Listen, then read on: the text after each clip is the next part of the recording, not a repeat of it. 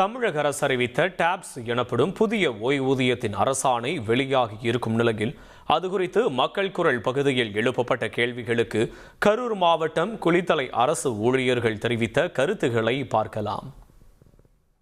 மக்கள் பல பேரை ஏற்றுக்கொள்ள முடியாத ஒரு சூழ்நிலை இருக்குது. என்ன காரணம் அப்படின்னு பார்த்தா, இந்த திட்டத்தில் லோன் போட முடியல. அவங்க தான் கட்டின பணத்துக்கு பங்களிப்பு தான் கொடுத்த பணத்துக்கும் லோன் போட முடியல.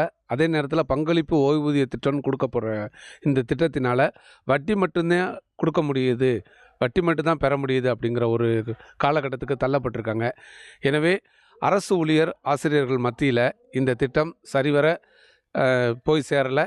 அதே நேரத்தில் மக்கள் பல பேர் எதிர்ப்பு தெரிவிக்கக்கூடிய சூழ்நிலை தான் இருக்குது. அரசு அறிவித்த இந்த தமிழ்நாடு அரசு உறுதியளிக்கப்பட்ட ஓய்வூதிய திட்டம் இப்போ 23 ஆண்டு காலமாக இல்லாமல் இப்போ அறிவிச்சிருக்காங்க. இது மிகவும் வரவேற்கத்தக்கது தான். ஆனால் இதில் சில குறைகள்லாம் இருக்குது. ஒரு அரசு ஊழியர் ஆசிரியர்களோ அவங்க ரிட்டையர்மெண்ட் ஆகிட்டாங்க அப்படின்னா அவங்க கட்டின பணம் அவங்க மாதம் பங்களிப்பு கொடுக்குறாங்க. அந்த பங்களிப்பு அவங்க முழுமையாக அனுபவிக்க முடியறதில்ல.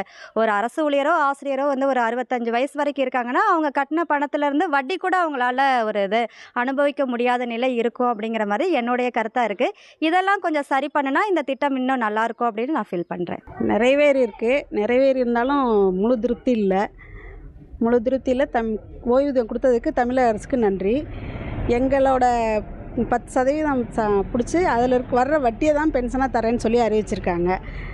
அதில் பார்த்திங்கன்னா பென்ஷன் பழைய பென்ஷன் இருந்தால் நல்லாயிருக்கும்.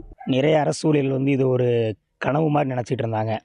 பழைய ஓய்வு திட்டத்தை அரசு நடைமுறைப்படுத்தணும் அப்படின்ட்டு நிறைய கோரிக்கையெல்லாம் வச்சாங்க. தொழிற்சங்கங்களும் வச்சுச்சு. எங்கள் மின்சார வாரியத்தின் மூலமாக கோரிக்கை வச்சோம். இது எல்லோரும் ஒரு சந்தோஷப்படக்கூடிய ஒரு நிகழ்ச்சியாக தான் இதை நாங்கள் கருதுகிறோம். இந்த வாரிய அரசாணை எண் 7/9/2026 வெளியிட்ட இந்த தமிழ்நாடு அரசு உறுதியளிக்கப்பட்ட ஓய்வூதிய திட்டத்தை ஒரு மகிழ்ச்சிகரமாக ஏற்றுக்கொள்ளக்கூடிய வகையில் இருக்குது. எல்லோரும் சந்தோஷமாக இருக்குது.